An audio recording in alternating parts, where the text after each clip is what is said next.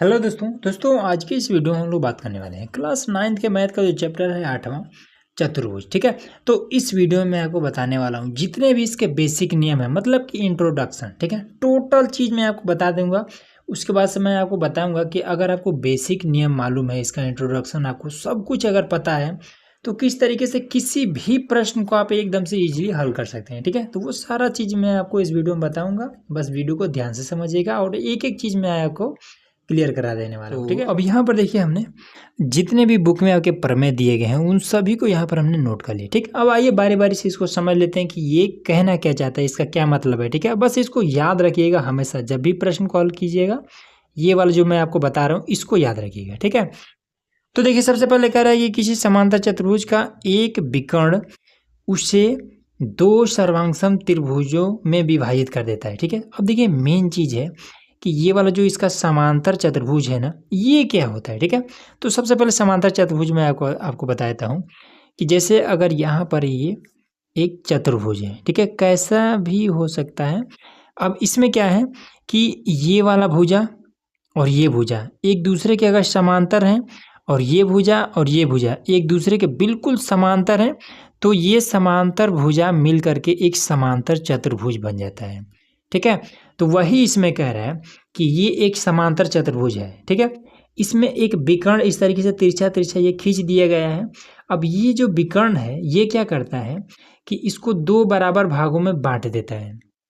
ठीक है ना, कह रहे हैं कि दो सर्वांगसम त्रिभुजों में विभाजित करता है। तो सर्वांगसम का मतलब यही होता है कि इस चतुर्भुज को दो बराबर भागों में काट देता है। ठीक है, जितना बड़ा ये वाला त्रिभुज है उतना ही बड़ा ये आपका पहला क्लियर हो गया।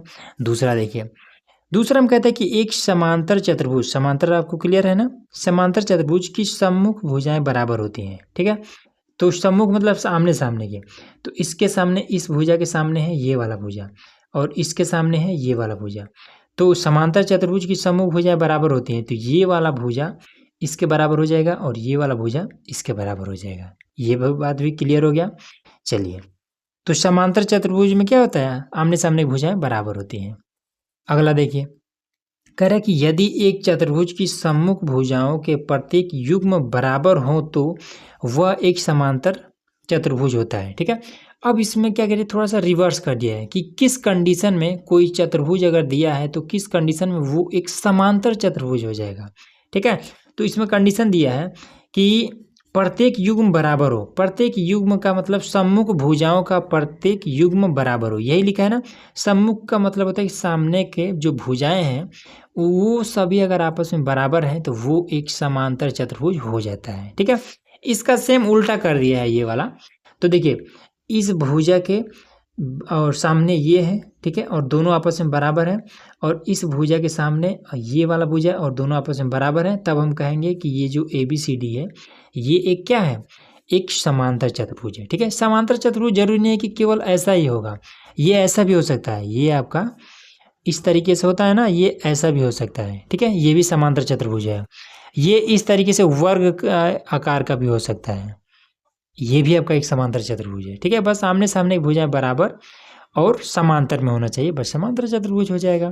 ठीक है, चलिए अब क्या कर रहे हैं कि एक समांतर चतुर्भुज में सम्मुख कोण बराबर होते हैं। ठीक है, सम्मुख कोण, तो सम्मुख का मतलब ये और ये नहीं होगा, सम्मुख का मतलब होता है ऐसे, ये वाला कोण इसके बराबर होता है कब, जब चतुर्भुज समांतर होता है, और ये वाला कोण इसके बराबर होता है।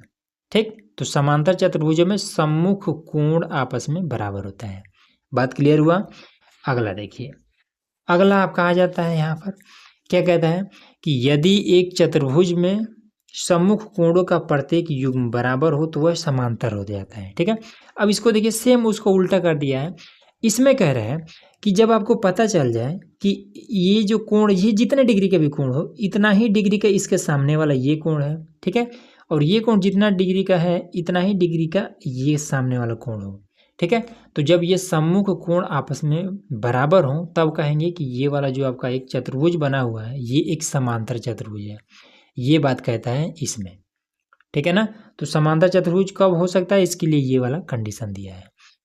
अगला देखिए, कह रहे हैं कि समांतर चतुर्भुज के विकर्ण एक दूसरे को समद्विभाजित करते हैं। ठीक है, तो जो समांतर चतुर्भुज के विकर्ण है ये दोनों एक दूसरे को बराबर भागों में बांट देते हैं। मतलब कि जितने जितने सेमी का यहाँ से यहाँ तक होगा उतना ही सेमी का यहाँ से और यहाँ तक होगा। ठीक है, यहाँ से यहाँ तक ये और ये वाला भाग दोनों आपस में बराबर होगा, और उसके बाद से ये वाला और ये वाला भाग दोनों आपस में बराबर होगा। ठीक है ना। कहीं कहीं पर क्या होता है कि ये वाला बड़ा छोटा भी हो जाता है। कब बड़ा छोटा होगा? जब ऐसे होगा समांतर चतुर्भुज, जब कुछ इस तरीके का होगा, ये कुछ ऐसे तिरछा भी बनता है ना, ये वाला ऐसे जब होगा तब इसका ये वाला विकर्ण बड़ा हो जाएगा, ये वाला छोटा हो जाएगा। लेकिन फिर भी यहाँ पर ये वाला भुजा और ये भुजा आपस में बराबर होगा, और ये छोटा वाला इस छोटे वाले के बराबर हो जाएगा। ठीक है, तो वही चीज़ इसमें कह रहे हैं। फिर आ जाता है, कह रहा है कि यदि एक चतुर्भुज के विकर्ण एक दूसरे को समद्विभाजित करे तो वह एक समांतर होता है। तो यहाँ पर देखिए इसमें सिंपल कह रहा है कि इस तरीके से कोई भी एक चतुर्भुज है, अब देखेंगे कि इसके ये एक विकर्ण है और ये एक विकर्ण है। जब हमें मालूम चले कि इस विकर्ण में यहाँ से और यहाँ तक की दूरी जितना भी है उतना ही दूरी यहाँ से और यहाँ तक का है। ठीक, और फिर मालूम चले कि यहाँ से यहाँ तक की जितनी दूरी है उतना ही दूरी यहाँ से यहाँ तक का है, तो अब क्या कहेंगे कि ये वाला जो एक चतुर्भुज है ये एक समांतर चतुर्भुज है। बस इतना सा बात आपको याद रखना है। ठीक है ना। चलिए अब इसमें क्या करते हैं, फटाफट हम लोग एक और नियम समझ लेते हैं। जो आपका पीछे जो आपका चैप्टर है 7वां त्रिभुज, उसमें से ये नियम है, उसको आप लोग याद रखिएगा। ठीक है, तो नियम नंबर 1 कि यस यस यस सर्वांग समता। अगर आपको ये चीज़ नहीं पता है तो पीछे वाले चैप्टर से जा करके उसको सबसे पहले इसको पढ़िए। ठीक है, क्योंकि हमने इन चीज़ को बता रखा है। ठीक है, पहले ही। इसमें भी अगर बताने लगे तो फिर बहुत ज़्यादा लंबा हो जाएगा। ठीक है, तो देखिए इसमें क्या करते हैं ना, छोटा सा एक हिंट देते हैं कि अगर इस तरीके से एक त्रिभुज है और ये दूसरा त्रिभुज है। ठीक है, दो त्रिभुज है। जब आपको पता चल जाए कि ये भुजा इसके बराबर है, ये भुजा इसके बराबर है, ये भुजा इसके बराबर है, तब कहेंगे कि ये दोनों त्रिभुज आपस में सर्वांगसम है। ठीक है, सर्वांगसम का मतलब क्या है कि दोनों त्रिभुज आपस में बिल्कुल बराबर है। ठीक, तो जब दो त्रिभुज आपस में सर्वांगसम होता है तो इनके सभी की सभी भुजाएं आपस में बराबर होती हैं, सभी के सभी ये जो कोण है ये आपस में बराबर होते हैं। यही चीज़ होता है। ठीक, क्लियर हो गया। दूसरा आपका है इसमें नियम कि यस ए यस नियम। ठीक है, तो इसमें क्या होता है, यस मतलब एक भुजा दूसरा भुजा और एक कोण। तो जब दो त्रिभुज में दो भुजा और एक कोण आपस में बराबर मिले तो वो आपका सर्वांगसम हो जाता है। तीसरा है ए एस ए नियम। ठीक है, तो इसमें दो कोण और एक भुजा अगर आपस में बराबर हो तब कहेंगे कि त्रिभुज आपस में सर्वांगसम है। ठीक है ना। तो बस ये 3 चीज़ें हैं, इसको आपको याद रखिएगा। ठीक है, और भी हैं। ठीक है, बट इसका बहुत ज़्यादा यूज है। बाकी जो भी इसमें बचेगा उसको हम लोग जब क्वेश्चन कॉल करेंगे उसी समय बताएंगे। ठीक है, तो ये चीज़ इतना क्लियर हो गया ना। अब इसके बाद से छोटा सा एक चीज़ और इसमें याद रखिएगा। ठीक है, छोटा सा क्या चीज़ है कि इसमें आपको बहुत ज़रूरी इसमें आएगा, क्योंकि जो चैप्टर है 6 रेखाएं और कोण, उसमें से कुछ नियम है कि अगर एक रेखा इस तरीके से दिया है, इसके समांतर में एक और रेखा है। ठीक है, और इस तरीके से अगर हम ऐसे तिर्यक रेखा इसमें खींच देते हैं। ठीक है, इन्हीं दोनों समांतर रेखा पर तिर्यक रेखा हम ऐसे भी खींच सकते हैं, ऐसे भी खींच सकते हैं, या फिर ऐसे भी खींच सकते हैं। ठीक है, कैसे खींचा जाए बात वही रहेगा। तो मेन मुद्दा हमारा ये है कि जब इस तरह समांतर रेखा पर इस तरीके से तिर्यक रेखा खींचा जाता है तो ये कोण और ये कोण, ये दोनों कोण कितने डिग्री का है हमें नहीं मालूम है, लेकिन दोनों कोण मिल करके 180 डिग्री हो जाता है। ठीक है ना, ये हमारा पहला नियम है। दूसरा नियम क्या है कि अगर एक रेखा इस तरीके से दूसरी रेखा को कैसे काट देता है कि तो ये कोण जितने डिग्री का है उतना ही डिग्री का ये कोण हो जाएगा। इसको बोलते हैं शीर्षाभिमुख कोण। ठीक है, जब इस तरीके से कटान बिंदु मिल जाए तो इधर का ये कोण और यहाँ का ये कोण दोनों आपस में बराबर हो जाते हैं। ठीक, इतना बात क्लियर हो गया। अब इसके बाद से आ जाते हैं प्रश्न पे। ठीक है, अब चलते हैं प्रश्न को हल करते हैं कि इन सभी ये जितना भी हम आपको बताए हैं इन सभी का यूज हम किस तरीके से किसी भी क्वेश्चन पर करेंगे, वो चीज़ आपका, आइए इसको देखते हैं। तो देखिए यहाँ पर हमने क्या किया कि जो आपका एग्जाम्पल नंबर 1 है, ठीक है, उसको हमने यहाँ पर नोट कर लिया है। ठीक, तो एक में क्या कहता है कि दर्शाइए कि एक आयत का प्रत्येक कोण समकोण होता है। समकोण का मतलब होता है कि 90 डिग्री का। ठीक है, तो हमें बताना है कि इसके ये जो आयत है इसका ये भी कोण 90 डिग्री का है, ये भी 90 डिग्री, ये भी 90 डिग्री और ये भी 90 डिग्री। ठीक है, सभी सभी कोण 90 डिग्री का, ये चीज़ हमें दर्शाना है, ज्ञात करना है। ठीक, तो कैसे करेंगे देखिए, सिंपल यहाँ पर लिखिए हल, हल और लिखिए दिया है, एकदम से विस्तार रूप से बता देते हैं। ठीक है, ऐसे लिखिए कि दिया है। क्या चीज़ दिया है कि ए बी सी डी एक आयत है। ठीक है, ए बी सी डी एक आयत है, एक आयत है। ठीक है, उसके बाद से ज्ञात करना है, ज्ञात करना है। क्या ज्ञात करना है, तो हमें इसमें ज्ञात करना है कि इसका प्रत्येक कोण 90 डिग्री का होता है। ठीक है, मतलब कि कोण ए बराबर कोण बी बराबर कोण सी बराबर कोण डी बराबर 90 डिग्री होता है। ठीक है, उसके बाद से यहाँ लिखेंगे उपपत्ति, उपपत्ति, और उसके बाद से आप इसको हल करेंगे। ठीक है, तो सबसे पहले क्या करेंगे कि इसमें एक मान लेते हैं। ठीक है, हम ये एक चीज़ तो हमेशा याद रखिएगा कि ये जो आयत होता है इसके सभी के सभी कोण 90 डिग्री का होता है। ठीक है, लेकिन यहाँ पर हमें सिद्ध करना है, तो हम सबसे पहले क्या करते हैं कि मान लेते हैं, माना कोण कोई एक मान लीजिए। ठीक है, मान लेते हैं कोण ए, कोण ए बराबर में 90 डिग्री है, ये चीज़ हमने मान लिया है। ठीक है ना, अब इसके बाद से आपको एक चीज़ पता होना चाहिए कि ये जो आपका आयत होता है, आयत क्या होता है, इसका ये रेखा ए बी सी डी के समांतर होती है, बी सी ए डी के समांतर होती है। ठीक है ना, तो हम क्या करते हैं कि मान लेते हैं कि इसमें A B Rekha C D के समांतर है और ये वाला एक तिर्यक रेखा है। अभी हमने आपको ये वाला नियम बताया है। ठीक है, तो इसमें ऐसे करिए कि लिखेंगे कि यहाँ ए बी समांतर सी डी है, यहाँ ए बी समांतर सी डी और ए बी समांतर सी डी और ए डी एक तिर्यक रेखा है, ए डी एक तिर्यक रेखा है। इतना बात क्लियर हुआ ना।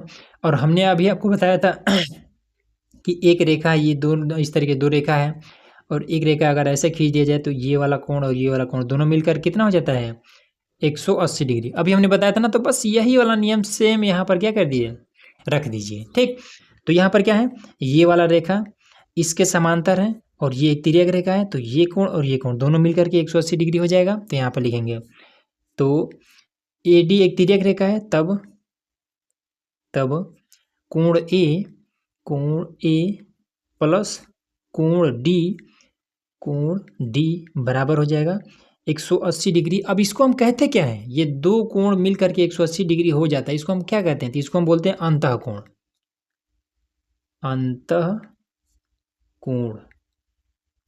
अंतःकोण बोलते हैं। ठीक, अब इसमें देखिए कि कोण ए बराबर हमने माना है 90 डिग्री, तो यहाँ पर हम 90 मान देते हैं, तो यहाँ पर हो जाएगा 90 प्लस में कोण डी बराबर में हो जाएगा 180 डिग्री। ठीक, अब 90 को इधर भेज दीजिए, कोण डी बराबर में हो जाएगा 180 माइनस का ये 90, तो कोण डी बराबर में हो जाएगा 90 डिग्री। ये आपका मामला क्लियर हुआ। ठीक, अब मेन चीज़ आ जाता है इसमें, हमने आपको अभी बताया था कि समांतर जो चतुर्भुज होते हैं इसके सम्मुख कोण आपस में बराबर होते हैं, तो इसको हमने माना है 90 डिग्री, तो इसके सामने वाला ये कोण सी 90 डिग्री हो जाएगा और कोण डी हमने यहाँ पर सिद्ध कर दिया है ये 90 डिग्री, ये वाला, तो इसके सामने का ये कोण भी आपका कितना हो जाएगा 90 डिग्री हो जाएगा। तो इस तरीके से हमने क्या कर दिया, ये चारों कोण 90 डिग्री का है, ये हमने सिद्ध कर दिया। ठीक, तो यहाँ लिख देंगे कि अतः आयत का प्रत्येक कोण 90 डिग्री होता है। बस इतना ही काम तो आपको करना होता है। तो ये चीज़ आपको इजीली कैसे हल हो पाएगा, जब आपको बेसिक चीज़ पता रहेगा। ठीक है ना, और भी है प्रश्न, उसको भी देखते हैं फटाफट, और भी नियम आपको बताते हैं। देखिए, अब देखिए यहाँ पर हमारा उदाहरण नंबर है दूसरा, इसमें कह रहा है कि दर्शाइए कि एक समचतुर्भुज के विकर्ण परस्पर लंब होते हैं। ठीक है, ये वाले जो इसके विकर्ण है, समचतुर्भुज सबसे पहले क्या होता है, एक वर्ग जैसा ही होता है। ठीक है, ये जो समचतुर्भुज है इसमें भी आमने सामने की ये जो भुजाएं होती हैं सभी सभी आपस में बराबर होते हैं, लेकिन अंतर क्या होता है कि ये टेढ़ा टेढ़ा इसे इस तरीके से ये टेढ़ा टेढ़ा हो जाता है। ठीक है, इसके जो ये विकर्ण होते हैं ये छोटे बड़े होते हैं, ये वाला जैसे बड़ा है ये वाला छोटा हो जाएगा, तो ये आपका समचतुर्भुज है। ठीक है, और लेकिन इसमें आमने सामने की ये जो भुजाएं हैं ये चारों भुजा आपस में बराबर होता है, ये और ये और ये सभी सभी आपस में बराबर होता है, लेकिन ये क्या होता है टेढ़ा टेढ़ा ऐसे हो जाता है, बस इसके ये जो विकर्ण है ये छोटे बड़े हो जाते हैं। ठीक है, तो समचतुर्भुज क्लियर है। इसमें कह रहा है कि ये जो समचतुर्भुज है और इसके ये जो विकर्ण है ये एक दूसरे को 90 डिग्री पर काटते हैं, ये चीज़ है हमें सिद्ध करके बताना है। ठीक है, यहाँ पर ये 90 डिग्री का कोण बन रहा है, इधर भी ये चीज़ हमें बताना है। ठीक है, अगर इधर 90 डिग्री का बना है तो इधर बनेगा। ठीक है, फिर यहाँ भी बनेगा यहाँ भी बनेगा। ठीक, तो कैसे इसको सिद्ध करेंगे, देखिए बहुत आसान है। और समचतुर्भुज में भी क्या होता है, ये वाला भुजा इसके समांतर हो जाएगा, ये वाला इसके समांतर हो जाएगा। ठीक है, हालांकि समांतर से शायद इसमें मतलब नहीं है, इसको हल करते हैं फिर आगे समझ में आएगा। सिंपल लिखिए हल और लिखिए दिया है, दिया है। ठीक, क्या दिया है कि पी क्यू आर एस एक समचतुर्भुज है, पी क्यू आर एस एक समचतुर्भुज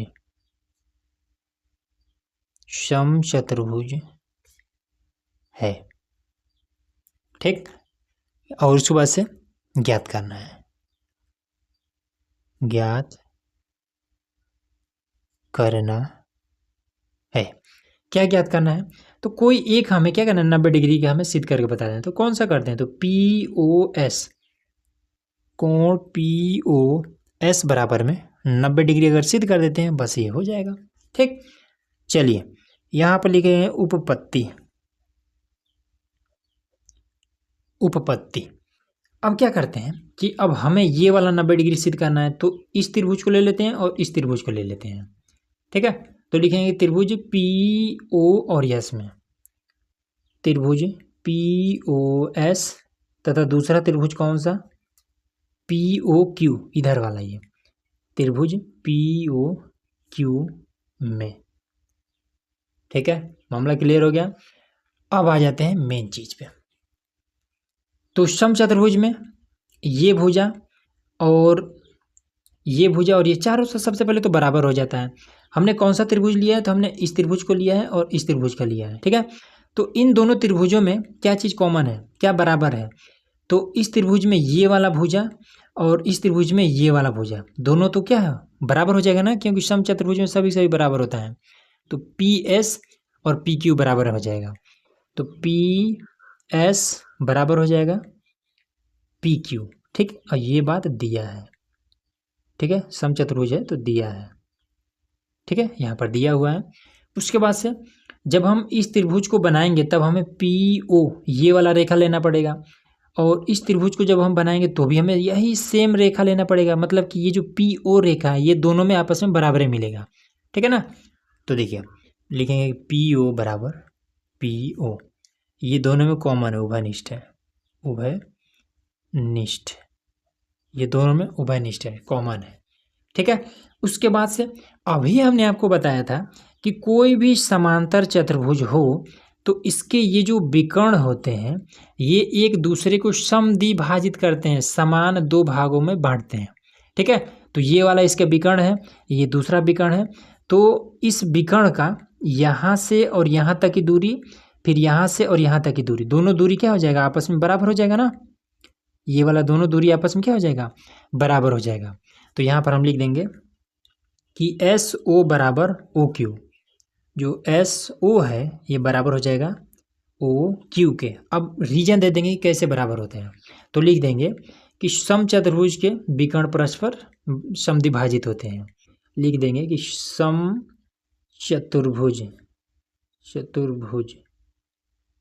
समचतुर्भुज के विकर्ण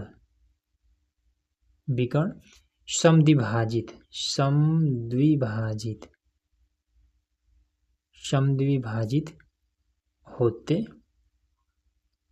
है ये चीज़, ठीक है।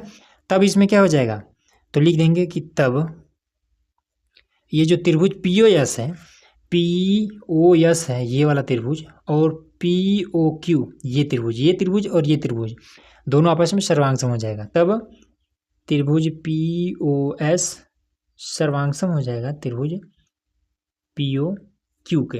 कैसे, तो दोनों त्रिभुजों में ये सभी तीनों भुजाएं आपस में बराबर मिल रही हैं, ठीक है। भुजा को इंग्लिश में बोलते हैं साइड, तो एक साइड, दो साइड तो और तीन साइड, तो एस एस एस नियम से, ठीक है। ये भी नियम हमने आपको बता दिया है, नियम से, या फिर एस एस सर्वांग समता से, नियम से या फिर सर्वांग समता से, कुछ भी आप लिख सकते हैं, ठीक।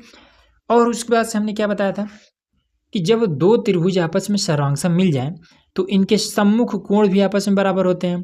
जैसे ये वाला कोण इसके सम्मुख हो जाएगा, ये वाला कोण इसके सम्मुख हो जाएगा, उसी तरीके से ये वाला कोण इधर के इस कोण के सम्मुख हो जाएगा, तो ये कोण इसके बराबर हो जाएगा। तो लिखेंगे कि पी ओ एस बराबर पी ओ क्यू।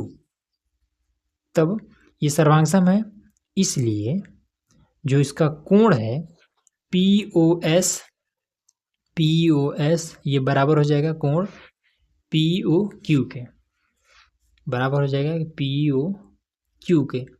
कैसे, ये कैसे बराबर हुआ है, तो हम लिखेंगे, या फिर यहाँ पर हम लिखेंगे कि सर्वांगसम त्रिभुजों के सम्मुख कोण आपस में बराबर होते हैं, ये बात लिखिए, या फिर शॉर्टकट में लिखिए सी पी सी टी, जो कि आपने जब त्रिभुज चैप्टर को हल कर रहे होंगे तो यहाँ पर आपको ये चीज़ बताया गया होगा सी पी सी टी क्या है, ठीक। तो ये बात इतना क्लियर हो गया ना।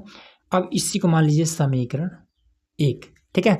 अब यहाँ से शुरू करिए, एक छोटा सा लाइन और लिख देना है।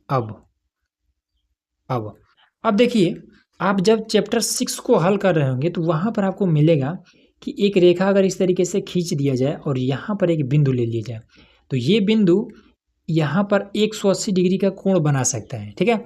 अब इसी को अगर हम ऐसे बीचों बीच ऐसे काट देते हैं, ठीक है, चाहे जैसे भी काट देते हैं, तब ये पूरा तो बना था 180 डिग्री, अब यहाँ पर काट दिया गया है तो ये कोण और ये कोण दोनों कोण मिल करके 180 डिग्री की बनेगा। ये बात तो आपको क्लियर है ना। अब यहाँ पर आ जाइए, ये मान लीजिए एक हमारा रेखा है और यहाँ पर पूरा ये कोण बना है 180 डिग्री। अब इसी में एक ऐसे काट दिया जाता है, तब ये कोण और ये कोण दोनों कोण मिल करके 180 डिग्री बनेगा ना। तो वही चीज़ यहाँ पर हम लिख लेंगे, इसी को बोलते हैं रैखिक युग्म नियम से ये दोनों कोण मिल करके 180 डिग्री बन जाता है। तो लिखेंगे कि P O S plus P O Q, लिखेंगे यहाँ पर कोण पी ओ एस प्लस कोण पी ओ क्यू, ठीक है। P O S plus P O Q बराबर दोनों मिल करके बन जाएगा 180 डिग्री। इसको बोलते हैं रैखिक युग्म, इसी को बोलते हैं, ठीक है। अब इसमें देखिए, तो पी ओ एस और पी ओ क्यू दोनों कोण यहाँ पर अभी हमने सिद्ध किया कि ये बराबर है, ठीक है। जब बराबर है तो हम क्या करेंगे कि पी ओ एस या फिर पी ओ क्यू दोनों की जगह पे किसी एक को यहाँ से उठा करके हम पुट कर देंगे, ठीक है। तो यहाँ पर देखिए पी ओ क्यू यहाँ पर रख देते हैं, तो कोण इसको पी ओ एस के स्थान पर रख देते हैं। जब दोनों आपस में बराबर हैं तो इसके स्थान पर ये रखिए, ठीक है, या फिर इसके स्थान पर ये रखिए, कोई भी रख सकते हैं।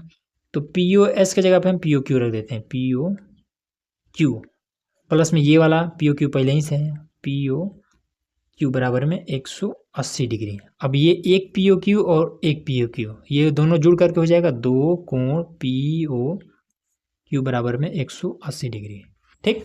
अब दो को इधर भेज दीजिए, तो कोण पी ओ क्यू बराबर में 180 डिग्री, दो गुणा कर इधर आएगा तो भाग करने लगेगा, तो इसको काट देंगे, पी ओ क्यू रहेगा यार, इसमें पी ये ओ है और ये वाला क्यू है, ठीक। तो कोण पी ओ क्यू बराबर में इसको काटेंगे तो हो जाएगा 90 डिग्री, ठीक। तो यहाँ पर हमारा आ चुका है पी ओ क्यू, इधर का ये 90 डिग्री, अगर इधर का 90 डिग्री है मतलब इधर भी हो जाएगा 90 डिग्री, ये भी और ये भी, ठीक है। तो लिख देंगे कि अतः ये जो सम चतुर्भुज है, अतः सम चतुर्भुज के ये जो विकर्ण है ये समकोण पर क्या होते हैं, काटते हैं या फिर लंब होते हैं, ठीक है। समकोण या फिर लंब वही एक ही चीज होता है। अतः सम चतुर्भुज के विकर्ण परस्पर परस्पर लंब होते हैं, ठीक है, परस्पर लंब, ये आधा म है भाई, होते हैं। इस तरीके से ये आपका आंसर पूरा क्लियर हो जाएगा, ठीक है ना। तो उम्मीद है कि ये चीज़ें आपको इजीली समझ में आ गया होगा, ठीक है। अब बाकी की इसमें और भी उदाहरण इसमें दिए गए हैं, ठीक है, तो उसको भी हम लोग नेक्स्ट वीडियो में हल करने वाले हैं, ठीक है। उसके बाद से इसके जो एक्सरसाइज है उसको भी हल करेंगे, तो उसके लिए चैनल को सब्सक्राइब करके रखिएगा, ठीक है।